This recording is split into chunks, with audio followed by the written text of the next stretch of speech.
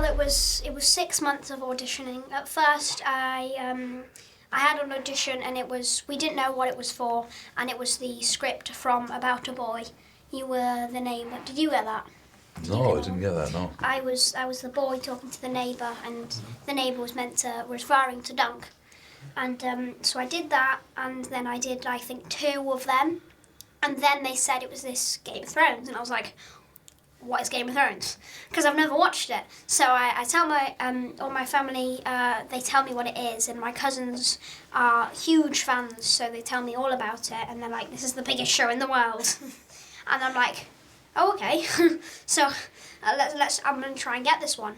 So I'm like, right, I've got to get this, and I really want this job, and my family is really supportive, and I keep auditioning, and I keep going for them, and I keep auditioning, doing recalls, and then I go to Lucy Bevan's office. Now I know I've got to the last 100 or so, so I'm like, I've cut it down quite a bit.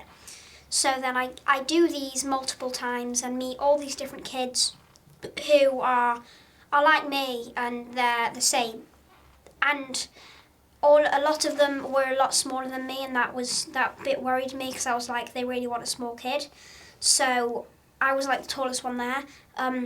But then on the last audition I did, I went in, and this was the first time I worked with different dunks, and I worked for a few of dunks, and I was like, okay, so they've got big mix of there, and then Peter walked in, and I was like, okay, so there's another one, a bit shorter than the others. Yeah. And then he came in, and I was like, wow, he's good. I want him to get the role. Mm-hmm. And I thought to myself, if anyone's going to get the role, and if I'm going to get the role, then I need him to get the role. And he got it, and we both got it, and it was absolutely amazing. Yeah, mine was it was nerve-wracking experience. I was a big fan of Game of Thrones, so it was tough. I was doing a show in London at the time, so I'd travel out from Stratford, where I was staying, out to acting to Lucy Bevan's, and it starts off with a couple of tapes, and it's very easy to do them and send them off into the ether, but then when you start getting into the room, it gets, nerve-wracking and tough. And it was a while. They were just trying to make the right choices and find the right Duncan egg. And thankfully we got the roles. Thank God.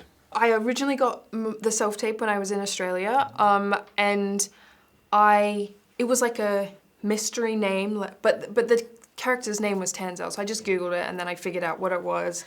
But the character description was like tall woman that is a puppeteer, a little bit whimsical, like that vibe. And I was like, wait, that's so me. This is perfect.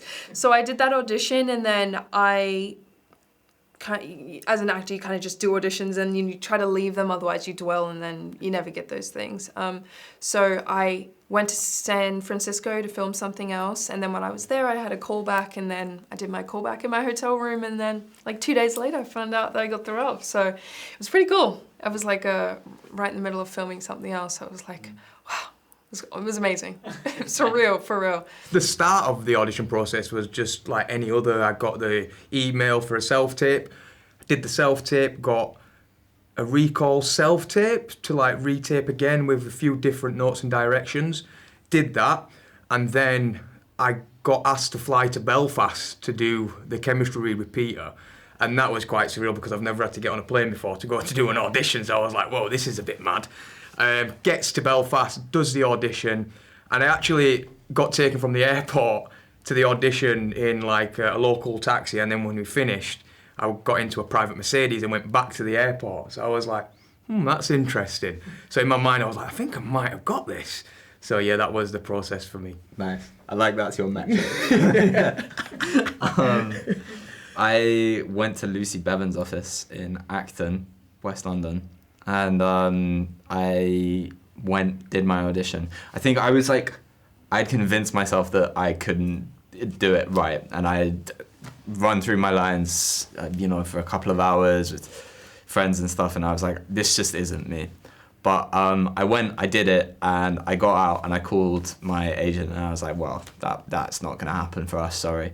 And then like like a couple of weeks later, they were like, "Oh yeah, like you're the man for it." And yeah, that was it. And then over to Belfast. And that was that. I did. I met Ira and Owen, our director, and it was interesting because I'd got a sense from the script that this was a sort of lighter tone, or that it was comedic, and I really felt that reading the characters' lines. But I certainly didn't think of Game of Thrones, the original, as being, which I hadn't actually seen at that point. I didn't think of it as being that comedic, you know.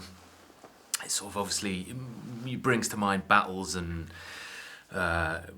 huge scope and scale. So I was excited to go in and see what happened, but part of me was thinking, like, these guys are gonna, if I go in and do this, these guys are gonna kick me out the room. And Ira's response was like, that's exactly how I heard it in my head, man.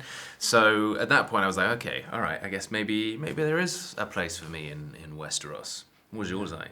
Did you audition? I didn't audition, but but I think there was probably type for time. Needed to cast someone. That's what it will have been. Yeah, totally. And so I was working on another job, and I was in Tenerife, and I was in the caravan. It was a caravan having a very hot Zoom meeting with Ira and Owen, and talking about what it could be, and it was like a really exciting chat about this world that was related to the other Game of Thrones, but also what it was in and of itself, and that was really.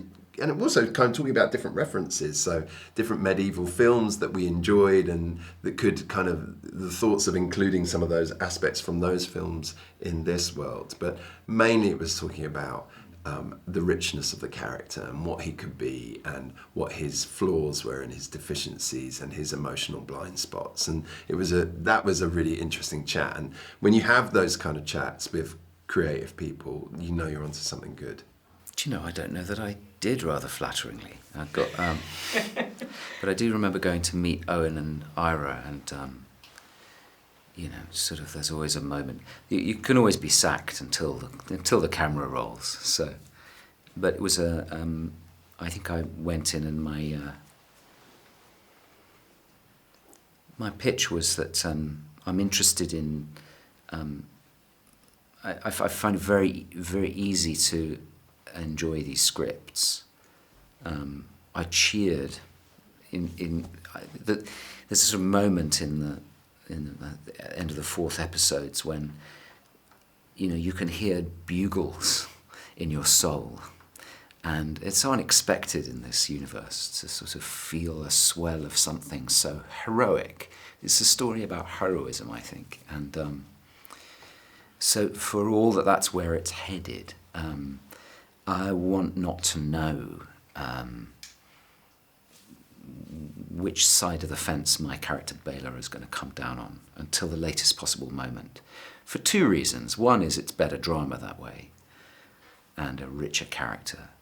But also because I don't think he should know. And you want to watch somebody making a decision in the moment. I don't want to know if Baelor is a hero or a villain until he himself decides. And I think they like the sound of that. There was only two candidates, and it was Dexter and Peter. They came in, and we said, yeah, great, you guys have the job. It was, it's funny. Dexter was the very first person that they sent me in the whole casting process. Number one, first batch of eggs. Dexter saw Ansell, opened it up, watched his audition, said, great, perfect, sign him up. How do we do that? You know, and they cautioned me on it. And so we, you know, did the whole as you're supposed to, went around, and we finally came all the way back to him. Peter was a little bit different, but first of all, when you're trying to find somebody who's 6'11", and not a string bean, and also can do drama and can do comedy, it's narrow. It's narrow, the field of candidates. And so Peter, thank God he exists. You know, it's the fact that he's a former professional rugby player who's done drama in Vikings, who's done comedy in Bad Sisters, who was never first on a call sheet before, but our casting director said about him, which we saw every single time he came in, is that every time he comes in, he gets exponentially better. And that's really what you're looking for when you're trying to find an unknown, is somebody who's going to grow into the role, and you don't know what their ceiling is yet. And certainly we haven't found it with Peter. And we're midway through season 2, and sky's the limit. It's pretty amazing. Some of it looks so real. We had an opportunity to make something new and something fresh. It was unbelievable. Coolest I've ever looked in anything. The atmosphere was incredible. We didn't have a lot of acting to do. Let's go! Woo! As courage deserted the noble houses of Westeros! That felt good, didn't it?